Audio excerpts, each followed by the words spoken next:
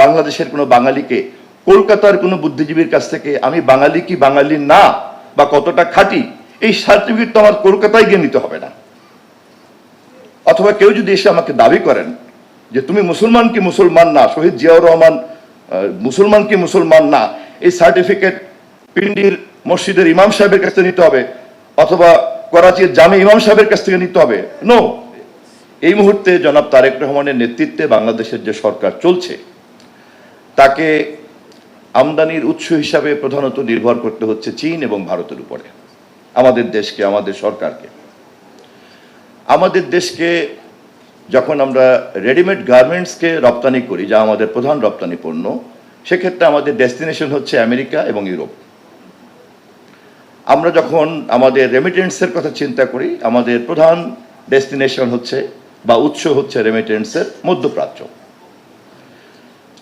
আমাদের যদি আমাদের জ্বালানি নিরাপত্তা এবং বিদ্যুৎ নিরাপত্তার কথা আমরা চিন্তা করি, সেক্ষেত্রে বিলিয়ন ডলারের রাশিয়ান ঋণের উপরে নির্ভর করে আমাদেরকে নিউক্লিয়ার পাওয়ার প্ল্যান্টের উপরে নির্ভর করে চলতে হচ্ছে আমাদের কি বলে এনার্জি সেফটি সিকিউরিটি নেটওয়ার্কটা। এই কম্পোনেন্টগুলি কিন্তু আমাদের ইচ্ছা নিরপেক্ষভাবেই আমাদের সরকারকে এটার উপরে দাঁড়িয়ে এই মুহূর্তের রাষ্ট্র, সমাজ, রাজনীতি, অর্থনীতিকে পরিচালনা করতে হচ্ছে। এছাড়া ধরেন ডোনারদের মধ্যে ওয়ার্ল্ড ব্যাংক, IMF, জাইকা, তারা আমাদেরকে টাকা পয়সা ঋণ দেয়, অনুদান দেয়। এই হলো মোটা মোটা দাগে। ফলে এরকম একটা দেশ যার শক্তির উৎসগুলি হচ্ছে এরকম, যার দাঁড়িয়ে থাকার ভিত্তিগুলি হচ্ছে এরকম, তাকে কি ধরনের কূটনীতি অবলম্বন করতে পারে? খুব সঙ্গত কারণেই তাকে একটা এই সকল শক্তিকে সমন্বয় করতে পারে। এটাকে নির্জোট বলবেন নাকি কি বলবেন এটা আমি জানি না, এটা আপনাদের ব্যাপার, এটা আপনারা যারা বিজ্ঞ মানুষ, আপনারা যারা একাডেমিশিয়ান, আপনাদের ব্যাপার। কিন্তু আমাদের কাছে বিষয়টা হলো এই যে আমাদের এই আমদানির উৎস চীন, ভারত, রপ্তানির ডেস্টিনেশন ইউরোপ, আমেরিকা, এবং আমার রেমিটেন্সের উৎস হচ্ছে মধ্যপ্রাচ্য, এবং আমার বিদ্যুৎ এবং জ্বালানির ক্ষেত্রে সবচেয়ে বেশি নিরাপত্তা হচ্ছে যেখান থেকে আমি জ্বালানি আমদানি করি, মধ্যপ্রাচ্য, বিশেষ করে কাতার। অন্যদিকে হচ্ছে আপনার রাশিয়ার বিলিয়ন ডলারের নিউক্লিয়ার পাওয়ার প্ল্যান্ট প্রজেক্ট। আমাকে এমন একটা নীতি বের করতে হবে এই সমস্ত কম্পোনেন্টকে আমি যাতে অ্যাসেম্বল করতে পারি।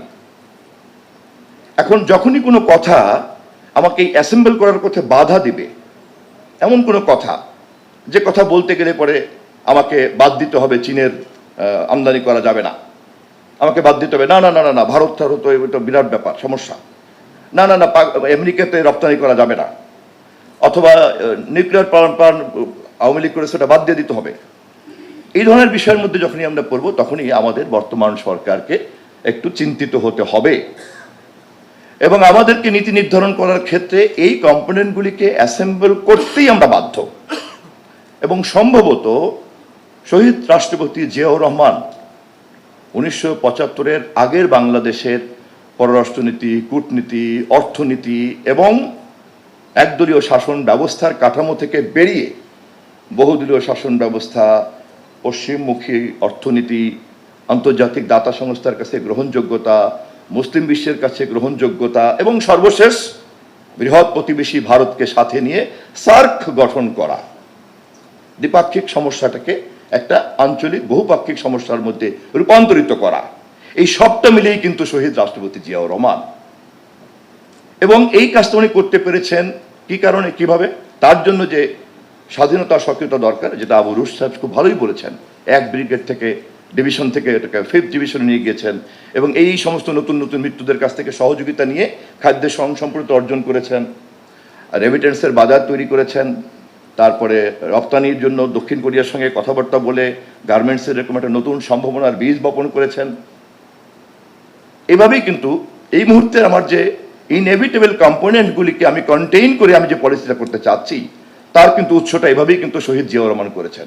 এ কারণেই কিন্তু একদিকে যেমন এই কাজটা করার জন্য সক্রিয়তা দরকার পড়েছে, সেজন্য তিনি যেমন বীরের মতো কথা বলেছেন, হেলিকপ্টারে করে গিয়ে হোয়াইট হাউসে গিয়ে বিশ্ববাসীর কাছে বাংলাদেশের মতো একটা দেশকে আলাদাভাবে তুলে ধরেছেন, অপরদিকে কিন্তু এই সকল শক্তিগুলিকে সাথে নিয়ে কাজ করেছেন এবং সবচেয়ে গুরুত্বপূর্ণ যে বিষয়টিকে বৃহৎ প্রতিবেশীর সঙ্গে আমাদের ডিল করতে হয় বা আমরা করতে বাধ্য থাকি, সেটাকে উনি দ্বিপাক্ষিক সমস্যার তর্ক বিতর্ক অথবা শত্রু মিত্রের আলোচনার যে বাইনারি কাঠামো সেখান থেকে উনি সার্কের কাঠামোর মধ্যে নিয়ে গিয়েছেন।